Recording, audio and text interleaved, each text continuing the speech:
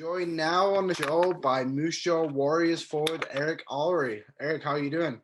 I'm good. Yourself? I'm doing good. Thanks for joining me today. Really appreciate you taking the time. So let's just get right into this season. Obviously, this year was much different than previous years with COVID and obviously not really knowing when the season was even going to get going. But eventually, when the Warriors did get going, you guys ended up in the bubble and you had a really good season.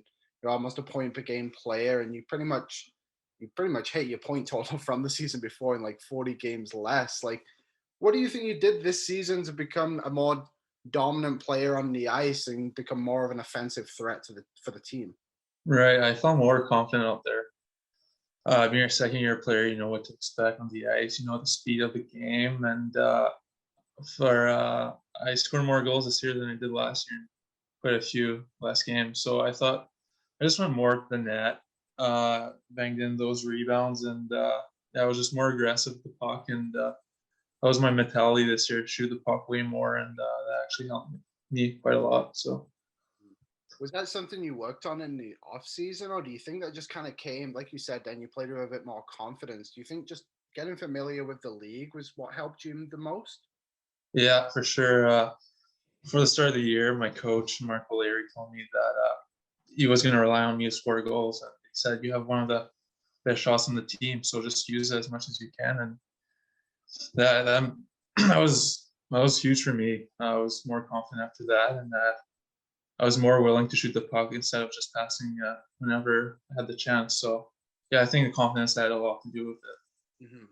So, like we mentioned off the top, you guys were in a bubble in Regina, I believe. What was that experience like? And even with Moose Jaw, you guys were a very young team. Do you think that helped you guys a lot, just as a team as a whole, to kind of connect a little bit more and kind of get to know?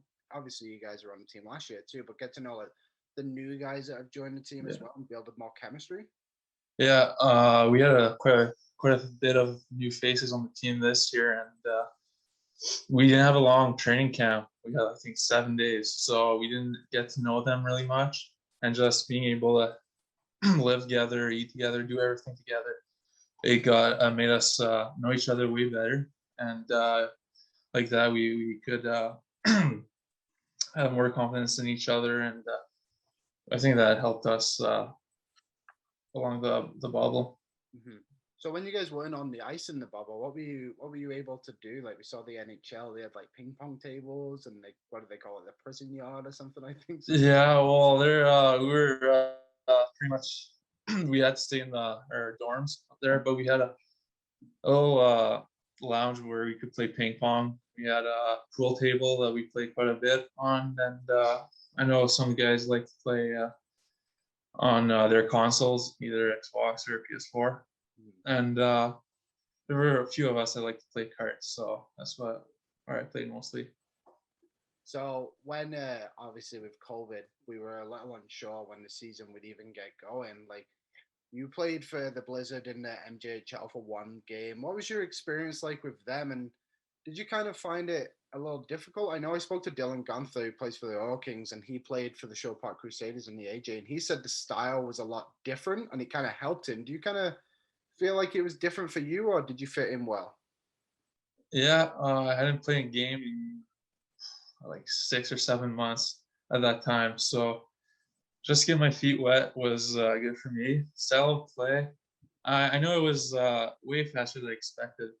Uh, yeah, I didn't know what to expect much, but playing junior A, you don't know what's the level. Never went to camp there, so I only had to one practice with the team and then play one game. Then the league got shut down. So I mean, yeah, it was a different experience, and I enjoyed it. It was really fun. Guys were really nice, and I had a good time. The level of play was higher than expected, so yeah, it was good. So with this season, when you eventually did get to start playing with Moose Jaw, did you, I guess with it being your draft year, did you have a different level of expectations for yourself, or did you kind of just try and not think about what was going to eventually come in July with the draft and that kind of stuff? Yeah, no, I wasn't thinking much about it. Hockey's supposed to be fun, so I just played like I normally did. Try to play my type of game because that's the biggest thing for the draft. Just play your type of game. Don't overthink it. So that's what I did this year, and I think when you think about it, you get nervous, and once you get nervous, you're kind of out of your game. So the less you think about it, the better you're gonna play. So that's what I did this year. Yeah, for sure. That seems like a really good mentality to have for it. You said you were just saying then. What is your type of game for people who haven't seen you play? You said Yeah, I'm a big power forward. I'm a big guy. I have a hard shot. I like to use it quite a lot, and I like to battle in the corners.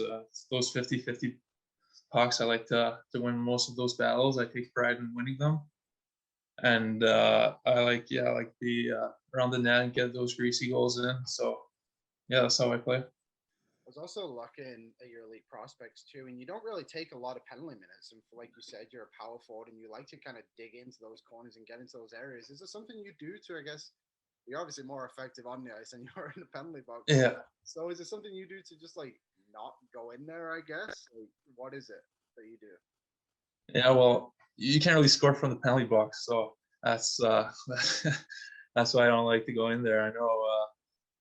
Yeah, when you're in the penalty box, you're not playing obviously, and you're putting your team down. And know the most goals are scored on the power play, and there's some good teams out there that are gonna capitalize on those chances. So I like to be disciplined, take pride in that. I know I like to play between whistle, be hard to play against, but not dirty. So that's who I am. So last couple for you here. Is there a teammate you really enjoy to play with? It could be at any level. It doesn't have to be with Moose Jaw, and it's not necessarily on like a friendship kind of level, but someone you feel like you've had really good chemistry with. Yeah, and I didn't play much with Ryder Korzak this year. Played a few games with him, but I played every game I was in the same power play with him. So I really enjoy playing with him. He's a pass first kind of guy, and I like to shoot the puck quite a lot. So that worked out really good between us. And I think that when we played together, we had chemistry, we had chances, and yeah, I really enjoyed playing with him. And final question for you: What do you just overall? What are you most excited for when draft day and eventually comes?